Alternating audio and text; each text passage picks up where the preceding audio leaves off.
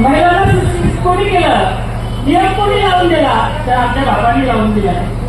ज्या बाबासाहेब आंबेडकरांनी संविधान दिलंय, ज्यांना आम्ही आज संविधान दिन पर्व झालंय 26 तारखेला, त्या संविधान दिनाच्या तर तुम्हाला शुभेच्छाच आहे. पण आज जे मानू देत नाही त्या बाबासाहेब आंबेडकरांच्या नातवाच्या म्हणजे सध्या बाळासाहेब आंबेडकरांच्या पक्षात मी काम करते.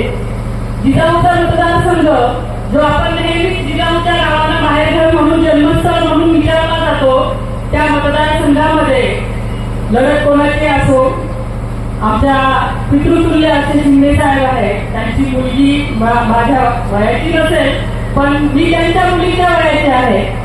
पण संविधानाने जी संधी दिली, त्या संधीमध्ये सध्या बाळासाहेब आंबेडकरांनी या मतदारसंघाचं नेतृत्व कुठेतरी एखाद्या महिलेने केलं पाहिजे म्हणून 2 वेळा मला उमेदवारी दिली.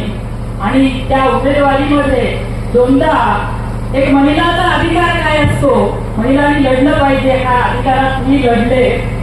आज पैशावाल्यांनी आमचा टाकलेला उमेदवार पैशावाल्यांनी पळून नेला. आता तो उमेदवार सापडला की नाही सिंदखेडराजालाच माहिती आहे. आम्ही काही त्याची ऍड पण दिली नाही आणि काहीच नाही. पण ज्यांनी पळवला तो मात्र तुम्हाला निश्चित माहीत असायला पाहिजे. ज्यांनी पळवला त्या माणसाला शिंदे साहेबांनी बोटाने चालायचं, बोलायचं आणि सगळं शिकवलं. जे चालायचं बोलायचं शिकवतात ते त्यांना मातीत घालायचं ते शिकू शकतात. कारण बाप म्हणजे बापच असतो आणि त्या बापाची बरोबरी येणारा कधीच करायची नसते. बूट जरी पायात येत असला तर तो फक्त घालायच्या डोक्यावर घ्यायचा नसतो. बूट पायातच चांगला दिसत असतो, तो डोक्यावर घ्यायचा नसतो. आणि अशाच काही घटना सिंदखेडराजामध्ये प्रत्येक मतदारसंघामध्ये घडल्या. आम्ही तर वंचित आहोत मान्यच करतो, आम्ही वंचित आहोत. वंचिताचा समोर आहे मान्य करतो, आमच्याकडे पैसा नाही हे मान्य करतो. पण लढणाऱ्याची संख्या जर माझ्यासोबत आली तर शक्यतोवर जे जिजाऊचं स्वराज्य आहे ते स्थापन करण्याची शक्ती तर नक्कीच ठेवते. म्हणून सांगते वंचितांनी एकत्र आलं पाहिजे आणि त्या एकत्र येण्यासाठी साहेब शब्द सांगत नाही.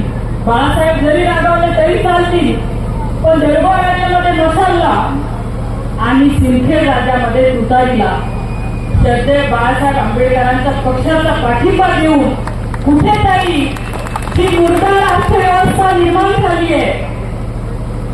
एकच नाही साहेब, तुम्ही दोघांनाही लहानचं मोठं केलंय आणि जो मोठा झालाय तो जर या गाडीपासून त्या गाडीत गेले ते आमदार आहे ते आपल्या बापाच्या पेक्षा वयाने मोठे आहे, त्यांना बोलताना आदर केला पाहिजे.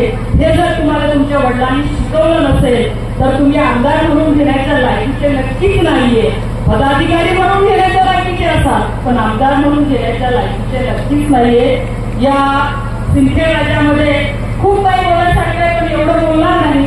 कारण आम्ही वंचिताचं नेतृत्व करतोय आणि वंचितावर लवकरच तलवार बाहेर करण्याची प्रथा आहे बरं का, खरंच आहे. प्रस्ताविताच्या विरोधात जर वंचित लढत असेल तर पहिले तलवार निघती, नंतर बाकीच्या गोष्टी होतात. कारण विचारानं समविचारानं कोणी चालत नाही. हा शाहू फुले आंबेडकर विचाराचा चळवळीचा एक वारसा आपण घेऊन चाललोय आणि त्या वारशामध्ये आज स्टेजवर तुम्हाला दिसतील विजय जर महात्मा ज्योतिबा फुलेचे विचार घेऊन चालत असेल तर ते आमच्या बाबासाहेब आंबेडकरांचे गुरु आहेत.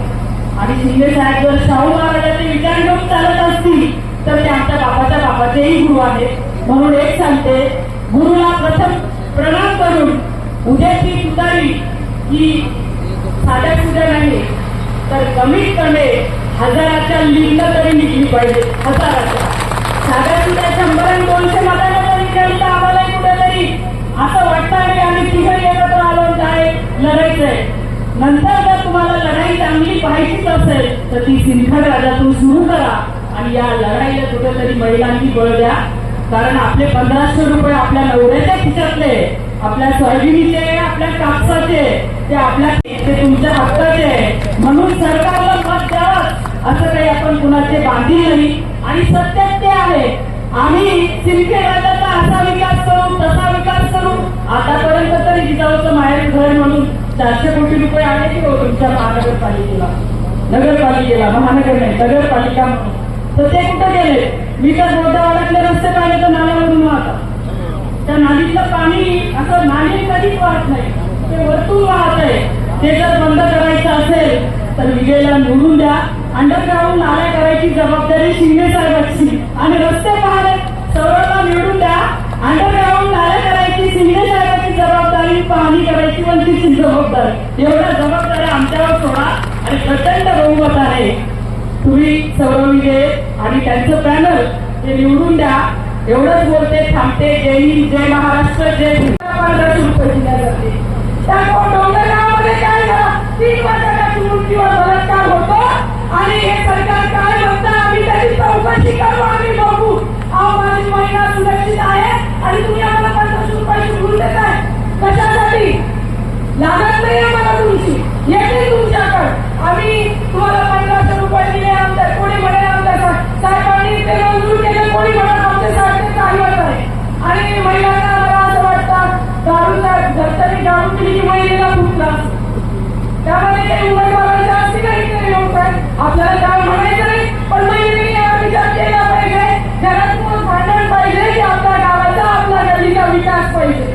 त्यांनी यावर महिलेने सुद्धा ध्यान दिलं पाहिजे. काही लोक म्हणतात की साहेबांनी काय केलं, साहेबांच्या कामाच्या अजून तुम्ही उद्घाटन करता 1 वर्ष झालं. कोणी म्हणून जातं म्हणे साहेब सगळ्या येतात त्या समृद्धीच्या पुलाखाली चालतं म्हणे यांचं की इकडे गेली तिकडची इकडे काही समजत नाही. यांचा वेळ नव्हता म्हणूनच तुमचा जमला, तर यांचा वेळ असता तर तुमचं काय झालं असतं? तुमची फजिती झाली असती साहेब. आमच्या साहेबांनी जर अजून थोडं लक्ष घातलं असतं. तो त्यांचीच मेहरबानी, त्यांचे उपकार आहेत तुमच्यावर. त्यांचीच मेहरबानी, त्यांचे उपकार आहेत. तुमचं जमलं नाही तर जमलं पण नसतं. आणि ते सांगतात आम्ही त्यासाठी हे करणार होतो, ते करणार होतो. एका वर्षात तुम्हाला तरी निधी आला का? आता ते नारळ फोडतात, ते आमच्या साहेबाच्या नावावर फोडतात. आमच्या साहेबाच्या कामाचे ते नारळ फोडतात आणि काय म्हणतात आमचे काम. कुठले काम तुमचे? आणि राहिला नगरपालिकेचा विषय तर मी सर्वांना सांगते, आपला सर्वांचा भाऊ उभा आहे, लहान आहे, कमी वयाचा उमेदवार महाराष्ट्रामधला सौरभ कोकतारे आहे. 4 नंबरचं बटन आहे आपलं तुतारीचं, ते बटनच दाबायचं आहे आपल्याला. तरच आपल्या गावाचा विकास होईल, तरच आपल्या घरातला एक सामान्य घरातला मुलगा पुढे गेला म्हणून असं वाटेल. आणि 4 नंबरचं बटन दाबून 2 तारखेला आपला मी तर म्हणते सौरभ भाऊ आपल्याला पावल्यामुळं आमच्याकडे अनेक गटातटाचं मंडळ या ठिकाणी आम्ही पाठिंबा मागण्याचा प्रयत्न केला, परंतु आम्ही निर्णय असा घेतला की आपल्याला आपल्याचा निर्णय काय ठरला असताना त्याला पाणी बांधता आलं पाहिजे, हा सर्वात महत्वाचा मुद्दा आहे. म्हणून या ठिकाणी आम्ही सौरभ विजय तारे या उमेदवाराला सिंदखेडच्या तालुका अध्यक्ष पदावर असावे, सविताताई मुंडे यांनी या उमेदवाराला जाहीर पाठिंबा दिलेला आहे. तसंच या ठिकाणी सांगायचं म्हटलं तो क्रमांक 6 मध्ये वंचित बहुजन आघाडीचा आकाश वळवे पाठवले, त्याची निवडणूक झाली आहे. गॅस सिलेंडर आम्हालाही सहकार्य करा, आम्ही तुम्हाला जाहीर पाठिंबा दिलेला आहे. म्हणून या ठिकाणी मित्र या देशाची जी लोकशाही